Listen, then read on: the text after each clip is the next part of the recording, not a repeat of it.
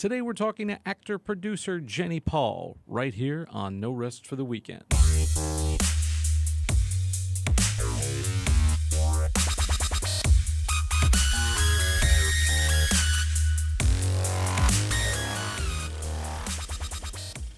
Hello and welcome to No Rest for the Weekend, the show where we talk to the creators behind independent film and series. I'm Jason Godbey, and with me today in the Rabbit Hole studio is Miss Jenny Paul. Welcome, Jenny. Hi, how are you? Doing all right. Not too bad. It's still too cold outside for spring, but yeah, it's time. God love New York. But thank you for making the schlep to Brooklyn. Oh, thank you for having me. It's a pleasure. So I wanted to get right into it and give the folks at home a little background on you. So Jenny is an actor and a producer. She has produced both short films and web series, I believe, and she made the turn from acting into producing. And I want to talk a little bit about that and sort of the need for actors today to self-generate, come up with their own content, and become their own producers. So, without further ado, give us a little bit about your background, like what is your origin story, and how did you come to acting and producing? So I was born no, I'm kidding. So I'm from Texas originally, and I went to school for pre-med. And during my time at Brandeis is where I went. I was taking theater classes to blow off steam because pre-med was very stressful. And at some point, I called my dad, who was a doctor, who loved doing what he does. And I said, how did you do 12 years of this? I hate it. And he says, well, I liked it. And I went, oh my God, what a revelation. And so I had been taking acting courses for fun, and that I was halfway to a major, and I figured I would kind of keep doing it and doing theater in general until I could figure out what I wanted to do. And I ended up just loving doing that. So I kind of stayed there. Then I moved to New York. I got a job in the show Funny Girl before I moved out to New York, and I moved here to start rehearsals, and I never looked back. So I went from Dallas to Boston to New York. And then maybe 5 years into my acting career, I started picking up producing because it started being the thing to do in order to get seen by bigger casting directors and agents and people in the business. And so now I've been doing both of those things for quite a while. And what was the first thing that you produced? The first big thing that I produced that was in the film realm was a series called That Reminds Me. And it's still floating out there in the Webiverse. It's called, That Reminds Me, the series.com. And it's basically a sitcom about two sisters and their mom kind of getting into hijinks together. And that was a web series? It was a web series. And with that, what did you find? Because for me, and I've said this to producers before, producing for me is just not fun. Like I've done it a bunch of times. I've produced every project I've worked on. Basically, I've directed, produced, usually written, and producing is usually the least fun thing. It's one of those jobs that can be kind of thankless at the end of the day. But how did you find it? Like, was it something that it was kind of like a natural inclination to you? Did you kind of take to it like a duck to water, or was there a transitional period from performer to producer? Yeah, I guess I think it's a little bit of both. I was always, the person that did the party planning and the club planning in high school and things like that. And I founded this thing at my college called the 24-Hour Musical, as a big project. And so the idea of coming up with some big grand idea and seeing it to fruition was always something that was really attractive to me. The nuts and bolts, the nitty-gritty of producing are nuts and bolts. That's what they are, budgets and finding money. And finding money is, for some people, the worst thing ever, and it's up there for me. And budgeting the money and putting the teams together, and there's a certain level of it that I love that you can kind of put a beautiful team together and really do something special with that group of people on that project. And sometimes it's just stressful. I mean, it's kind of like if you're an accountant, you either are really into it or you do it because you have to do it. Yeah, I've always found it, it's like producing by means of attrition, That's right. You have to to me, it's like, it's really simple. It's like getting the people and the things in the place that you need it at the time that you need it. And that sounds very simple. Right. But simple does not equal easy in filmmaking. Was it your purpose, like, because you started out, you were a musical theater kid, it sounds like. I was too in college. That's how I got started. I got bit by the acting bug, and then realized no one was ever going to cast me in anything. So I started writing things for myself, and then moved more into writing. That led to directing and so forth. But I do, and a lot of actors today are producers. Every actor in Hollywood has their own production company because they're all realizing that you need to, make your own gold kind of thing. You have to make your own way. Was it like that for you? Was it like, I want to act, so therefore I must create this stuff? Or was it, hey, I have these skills, somebody can hire me as a producer? No, it was the I want to act and I know how to do this stuff version for sure. Yeah. What happens is even now that I have a little bit more of a career than I did back when I started producing, the point is I was getting little bitty parts in things, and I say little parts in big things and big parts in little things, and what would happen is somebody would look and go, oh, you're fine, for my one line on this or my two lines on that, but there was no way of sort of showing anybody that I could act, sort of on a bigger scale, because you can't really get people to come out and see New York theater unless they live in New York. And even then, it's a hard thing to do, get people into a house to watch you, work. So this was a really easy way to get my work out there quickly to anybody who wanted to see it for any reason. And did that lead to other opportunities for you? Did people see you and stuff you had produced and hire you from that? Absolutely. See, I think, today, especially with, the means of production being what they are and the availability of the means of production, you're almost crazy not to. But it's hard, and I don't think, people... I've worked with novice actors who become producers, and, I know that they had a difficult time of it, and it's a difficult thing to begin with. And I think the key for me, and I don't know if you found this as well, was to kind of start small. Mm-hmm. Don't try to take on a big production. But, because we all bite off more than we can chew at first. And, you're like, wait, this is going to cost way too much money. Like, this is going to be a lot of time. And, did you have those experiences yourself? Yeah, but like the optimistic idiot that I am, I did definitely bite off more than I can chew the first time.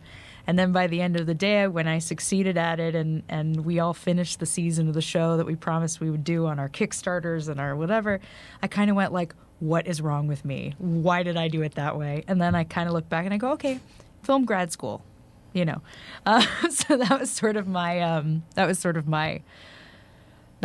foray. So now, like, when I scale back and it's something smaller, it's like, oh, this is not bad at all. Yeah, and you don't want to, and you don't want to jump out a window at the end of the day. I mean, I had the same experience too. I mean, I started way too ambitiously producing and, directing and writing and doing all this stuff together, and it just realized that you're not Orson Welles off the bat, and you're gonna have a learning curve. But my first film, and I'll have to do a show on the first film, just to show how like the embarrassing level of.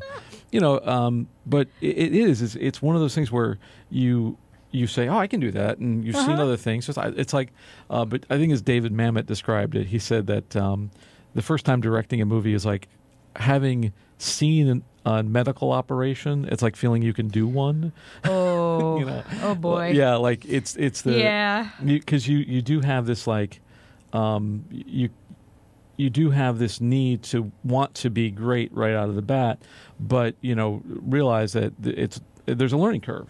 As there is with anything else. And as Julie, I think it's Julia Cameron who wrote the book The Artist's Way. One of the big takeaways I had from that book was you have to be willing to be bad at something before you can be good at it. And so very few people are willing to be bad. That's correct. And so I'm sure the first thing that you produced was that was your film school. Mm-hmm. And then how did you cope later on? Did each project, short film, kind of get easier and better? Yes. So on the flip side of things getting easier and better, you run out of your, personal resources and your Kickstarter campaigns that you can run for these things. So that part gets harder, is finding money that isn't like, homegrown. But on the flip side of that, everything gets easier. As much as I, loved everybody that worked on every project, you get to know who's good working with your team, who's not good working with your team, who brings drama, who doesn't, whose aesthetics work for what you're trying to do. And you kind of get to a point where you have a group of people that can kind of speak each other's language shorthand, and then everything becomes easier because it's just a group dynamic of excitement instead of it being like, oh, well, is this person gonna throw a diva fit today and I can't do anything about it, and is it going to disrupt what we're going to do? And now I have, if I bring new people onto a project, it's like one or two, and it's not the whole team. And I think that's huge. Yeah, for me, I have a close-knit group of people that I work with, and yeah, I'm very... I don't know if I'm just damaged at this point, but I feel like whenever you bring in new people, there is that, but it is really all about the people, especially when you're doing it at this level. Nobody's getting paid a lot of money if they're getting paid anything at all. And, you have to have people who are willing to make the thing you want to make. And hopefully everybody's on the same page, and you have you do build that shorthand with people, and you do have that camaraderie, so that when the going gets tough, and it always does, you can all hang on to the same raft together. Yeah, exactly, and you're not afraid somebody's going to dump you off of it because they need something in that moment that's not, So you use producing and you use filmmaking to build yourself a reel. To some degree, yeah. And recently you've appeared in a couple of different popular shows you were on. I actually rewatched the premiere of season 2 of Jessica Jones and saw you. Rewatched? You must be a good fan. Oh, it's only been a month. I'm terrible. I as soon as the things come out, I binge watch. But I was like, who is she in this? And then I saw it. I was like, oh, Right. And then you also did Looming Tower. Yes. Which I have not seen yet. But amazing cast of people. Oh my God. So, when you're doing these, and I've talked to other actors, people more experienced, people less experienced. So, as an actor, you're on those shows for a day, right? Looming Tower, I was a regular, so I was probably on set for 10 to 15 maybe. What was it easier to be in there more for a couple of weeks rather than be a day player on Jessica Jones? Yes. So there's always this sort of anxiety, panic, excitement, whatever you want to call it, adrenaline coming into a new scenario. And, it's like your first day on the job. And the problem with being a co-star, the kind of person that has 1, 2, 3, 4 lines in a show, is you come into an already established situation and you just try to fit yourself in there and do what you need to do, get out of there without, anybody liking, you causing any trouble. And so it's like, you're a day jobber and you want to come in and do a good job, but you also don't want to stir any pots. Right. The key being not to get yelled at. Correct. And there's always a reason to get yelled at, even if you're the best at what you do, because you don't know where you're supposed to be. And maybe they haven't communicated that to you. And you're just trying to get the job done to the best of your acting ability and your ability to do what they need you to do. And it moves really fast. Oh, yes. Especially with television, right? Yes. They are cooking through scenes. Everything's rocking. I remember my very first television thing, I had one line or something, and I couldn't hear the cue from across the room. I physically couldn't hear when to come in to enter the scene. And all of a sudden I'm getting yelled at by the first AD, and I'm like, ho, no, and I had already told the second AD that I couldn't hear, so he was trying to figure out a way to, get me that cue. Mm-hmm. And he didn't get it fast enough, and I got yelled at. And, that's kind of, some places are like that, some places aren't. But you're just there to sort of do the job and get out with your dignity intact a little bit. Right, and you have no cred at that point. You are just I'm the rando. Everybody's been there. And Michael Caine talked about it in his book on acting for film. And, he said the worst thing is...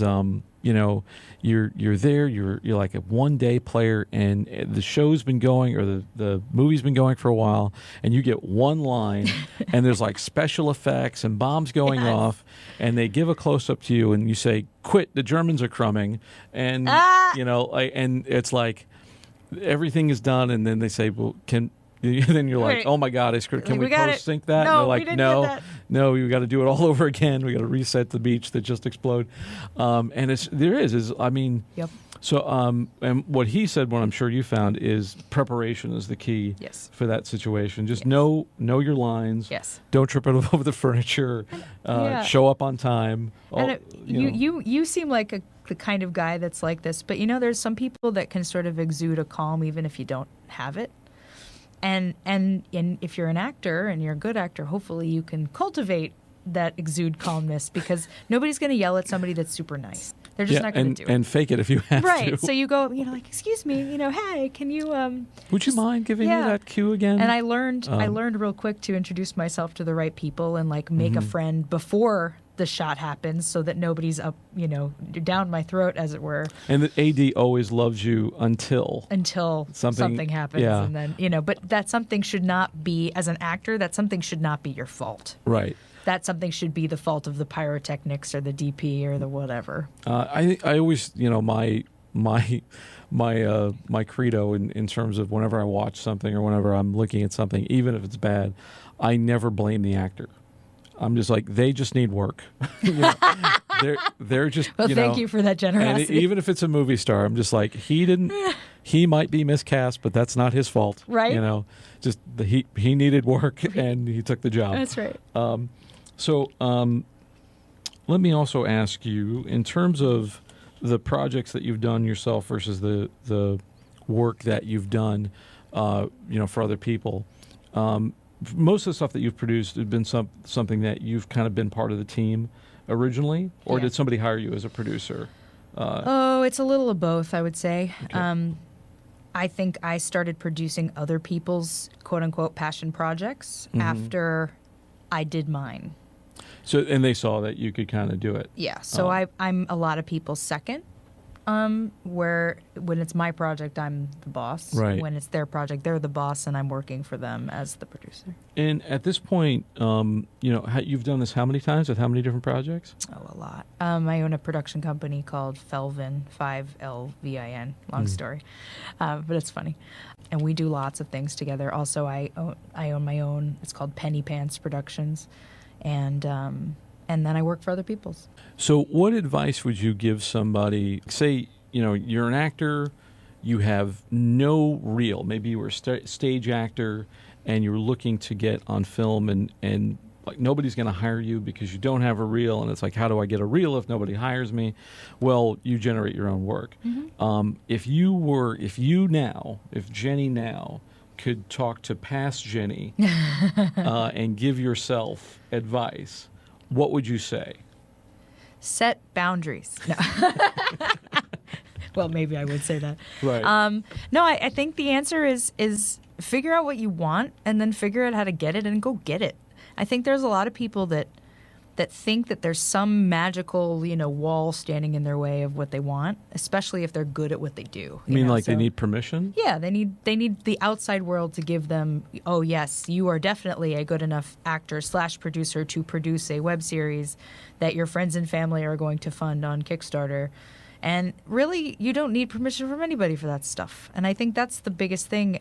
If you're any good at it, some people aren't any good at it, but if you know that you're one of those people that's pretty good at it, then there's nothing standing in your way other than you. I was thinking that, like when I was in theater, the two most important words were safety first. Uh-huh. The next most important words were like, get over it.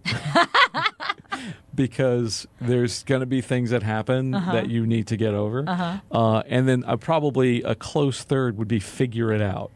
I like that one. Figure it out. Yeah. Because there are times, and when I first started doing this, nobody, gave me an instruction book.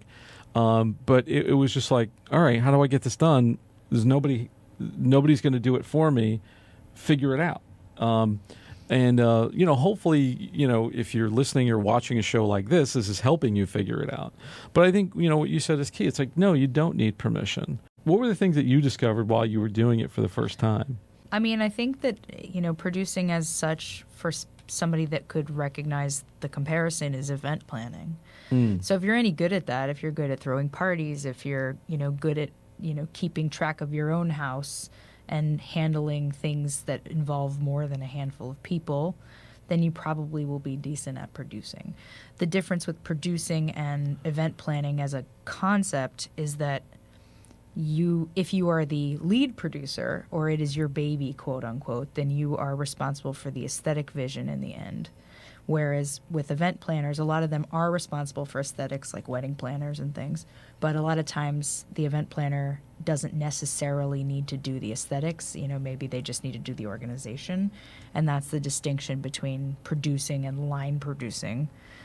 So you have to have handle on the money and the art, which is what I think people hit a wall with, is that, a lot of people are art people and a lot of people are money people, and they're math people and they're organized people, and sometimes people don't think they can do both of those things because they've been told they can't.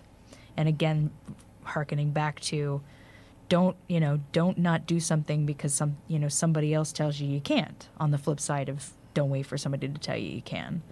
And I see this all the time in my, in totally different world, but, I still do a lot of SAT and ACT tutoring because you have to make a living. So, and my kids just think they're bad at math because somebody told them they're bad at math. It's kind of the same concept. I think the other part of it is you have to have the passion for doing it. Like, you have to really want to produce something. And then, and you have to kind of be, as Dustin Hoffman said in Wag the Dog, you have to be a samurai warrior. It really helps, it helps to have that, driven, I'm going to get this done. But, that being said, also good to start small. Don't. Oh, yeah. Yeah. When I talked to Richard LeMay, he started out as a director, producer, and did everything himself. But he started out making features, right off the bat.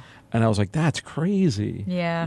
I produced a 20-minute short on 16 millimeter and it almost killed me. Yep. I'm convinced my lifespan is shorter because of that project. But, so produce a digital short that you can do in a weekend. Don't kill yourself. Anyway, I think this is good. I hopefully people listening to this and getting something out of it in terms of, if they want it, I do think we are living in a DIY world now, and if you don't do it yourself, no one's going to do it for you. Correct. And I admire anybody who steps up to producing, honestly, because it is a tough job. And I also imagine that reconciling producing and acting at the same time is also a lot of fun to try to do. But anyway, we're getting to the point where we're running a little short on time, but just tell me quickly, do you have any upcoming projects happening? Yeah.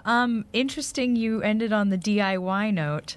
So I'm developing a series called Adulting with Jane. And for anybody who doesn't know what adulting means, it's sort of like a newfangled millennial word for being an adult. And it's usually referring to things that you need to do in your everyday life, like sewing buttons or changing tires or parallel parking. It's like, if I successfully sewed a button on, I adulted today. I did something adulty and important. So that's actually the next big project is as I'm creating a series where I'm playing Jane, so I am acting in the series. Jane learns how to adult from miscellaneous celebrities. So, for instance, we don't have the celebrities lined up for this particular thing, but the idea being is, Jane needs to sew a button. Oh, what's she going to do? She doesn't know how to sew a button.